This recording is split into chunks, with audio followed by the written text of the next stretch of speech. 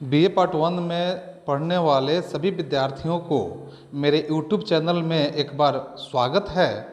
आइए हम यहाँ देखते हैं कि जो भी विद्यार्थी, चाहे वह बीए में हो, बीएससी में हो या बीकॉम में पढ़ाई कर रहे हों, उन तमाम विद्यार्थियों के लिए इस साल जो एग्ज़ाम होने वाला है, इस एग्ज़ाम के लिए यहाँ कुछ महत्वपूर्ण गेस प्रश्नों को हम रखे हुए हैं और इस महत्वपूर्ण गेस प्रश्नों के माध्यम से यदि आप अपने परीक्षा को बेहतर करना चाहते हैं, आप अपने मार्क्स को बेहतर बढ़ाना चाहते हैं, तो मुझे उम्मीद है कि आप इतने ही प्रश्नों को पढ़कर, इतने ही प्रश्नों के माध्यम से आप अपने एग्ज़ाम को बहुत ही बेहतर बना सकते हैं।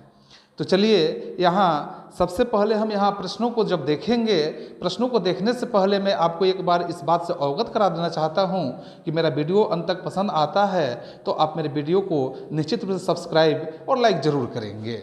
तो सबसे पहले यहाँ हम प्रश्नों को अलग अलग ढंग से रखे हुए हैं। इस प्रश्नों में हम देखेंगे कि सबसे पहले प्रश्न की बात करें तो विद्यापति का आपको संक्षिप्त विवरण देना है, संक्षिप्त परिचय देना है। विद्यापति का संक्षिप्त परिचय दीजिए जो आपके इस प्रश्न में दर्शाए गए हैं। तो इस तरह से आप पहले प्रश्न को देख रहे हैं कि विद्यापति से संबंधित जो संक्षिप्त विवरण देना है। फिर आप दूसरे प्रश्न को देखेंगे कि कबीर की ईश्वर संबंधी मान्यताओं, कबीर जी जो हैं ईश्वर संबंधी किस तरह की मान्यता अपने मन में रखे हुए हैं, इस मान्यता के बारे में विवरण को प्रस्तुत करना है। पुनः इसके बाद आप तीसरे प्रश्न पर जब चलेंगे तो तीसरे प्रश्न के लिए देखेंगे कि सूरदास की भक्ति भावना, सूरदास की भक्ति भावना एवं वात्सल्य चित्रण का निर्धारण आपको करना है। तो इस संबंध में आप इसके बाद जब देखेंगे चौथे प्रश्न में तो तू दयालु दीन हो, तू दानी चरण शरण पावे का भावार्थ आपको निरूपित करना है। भावार्थ तो समझ रहे हैं कि भावार्थ जब लिखेंगे तो इसमें कवि का नाम, पाठ का नाम आदि आदि बातों को यहाँ संबोधित करेंगे। फिर पांचवें प्रश्न की बात आपको करें तो यहाँ देखेंगे कि बिहारी का परिचय आपको देना है। बिहारी का परिचय, बिहारी जो है कौन थे, बिहारी की कविता कौन कौन सी है, इन तमाम परिचयों के बारे में आपको दर्शाना है। फिर आप यहाँ छठे प्रश्न की व्याख्या करेंगे तो यहाँ सबसे पहले दिया गया है कि व्याख्या कीजिए। तो व्याख्या करने में जैसे क नंबर प्रश्न आपका है कि मेरी भाव बधा हरो राधा नगरी सोई, न तन की झाई परे श्याम हरित दुति होई। इसको आपको वर्णन करना है, इसकी व्याख्या करना है। सप्रसंग व्याख्या आप समझेंगे कि सप्रसंग में कवि और पाठ के लेखक का नाम लिखने के साथ साथ आप इसके भावना इसके जो भाव हैं, भावों को स्पष्ट करेंगे।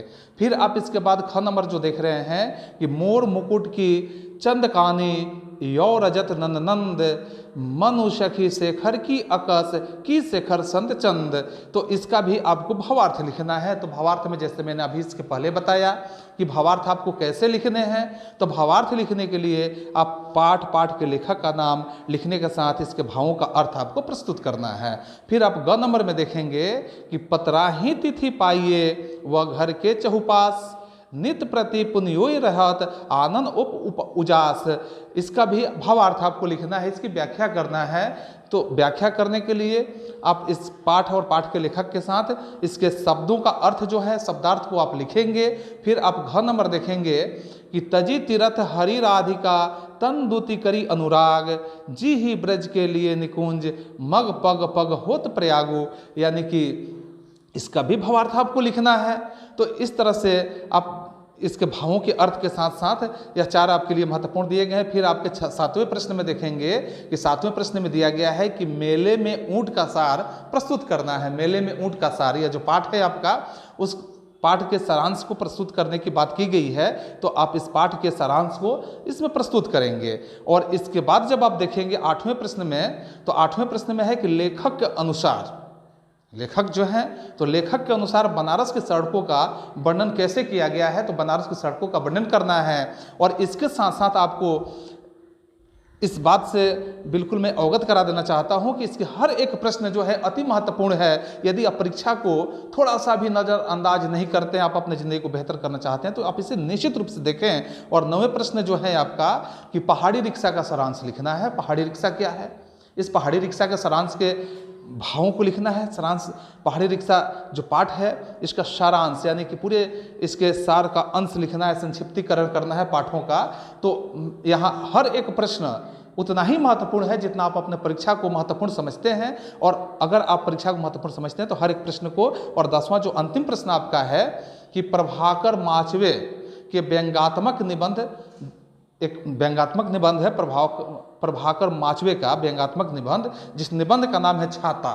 देख रहे हैं यहाँ छाता की समीक्षा करनी है, यानी यह जो निबंध है छाता, इसकी समीक्षा आपको करनी है। तो इस तरह से यह आपका 10वां और अंतिम प्रश्न जो हुआ, तो आपने यहाँ देखा 10वें प्रश्न में। और सबसे अंत में मैं एक प्रश्न लिया हूँ जिस प्रश्न में आप देखेंगे कि आपका एक लेख होता है। तो लेख लिखने के लिए मैं यहाँ पे लेख से संबंधित मैं 5 लेख यहाँ प्रस्तुत किया हूँ। 5 लेख को आप बेहतर ढंग से देख लेंगे, जिसमें सबसे पहला है गांधी जी की प्रासंगिकता। तो गांधी जी की प्रासंगिकता के बारे में आप निश्चित रूप से देखेंगे, आपके पाठ्य पुस्तक से भी मिल जाएंगे। और इसके बाद जैसे दूसरा लेख के रूप में यहाँ मैंने लिया है कि मेरा प्रिय कवि, आपके कोई भी प्रिय कवि हो सकते हैं, रामधारी सिंह दिनकर हो सकते हैं, तुलसीदास, मतलब कोई भी कवि जो आप चाहें उस कवि को आप अपना प्रिय बना सकते हैं, उनके बारे में लिखेंगे। और फिर आपके ग नंबर जो प्रश्न दिए गए हैं यहाँ लेख के रूप में युवा शक्ति।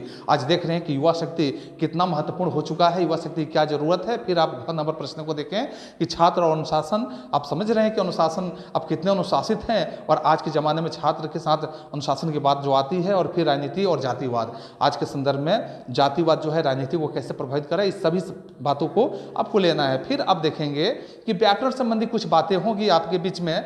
तो आप अगर व्याकरण संबंधी बातों को देखना चाहते हैं तो आप मेरे YouTube चैनल के कुछ और भी वीडियोज हैं जिसमें व्याकरण को हम लोड किए हैं। जैसे संज्ञा और सर्वनाम की बात आप देखेंगे तो निश्चित रूप से मेरे YouTube चैनल में मिलेगा कि संज्ञा और सर्वनाम जो अलग अलग चैप्टर के रूप में मैं वहाँ निर्धारित किया हूँ, तो उसके माध्यम से आप देख सकते हैं। उसी तरह से आप देखेंगे कि जो पर्यायवाची शब्द मैंने लिया है, तो इस पर्यायवाची शब्द को भी आप मेरे YouTube चैनल पर देख सकते हैं कि हिंदी व्याकरण के रूप में मैं यहाँ पर्यायवाची शब्द को भी बहुत बेहतर ढंग से प्रस्तुत किया हूं। आप उसके माध्यम से इसकी जानकारी ले सकते हैं। फिर आप यहाँ विपरीतार्थक शब्द को भी देखेंगे मेरे YouTube चैनल में। जो व्याकरण संबंधी जो भी हैं, तो व्याकरण संबंधी जो भी बातें हैं उसमें आप विपरीतार्थक शब्दों को भी देख सकते हैं, यानी कि उल्टे शब्दों को देख सकते हैं। लिंग निर्णय की भी बात उसमें की गई है, इस लिंग निर्णय की बात को भी आप देख सकते हैं। और इसके साथ साथ आप देख रहे हैं यहाँ कि जो अंतिम में हम लिए हैं कि अंतिम में आपका वाक्य शुद्धि है, तो वाक्य शुद्धि के बारे में भी आप देख सकते हैं, जो ये सभी के सभी महत्वपूर्ण है। और मेरे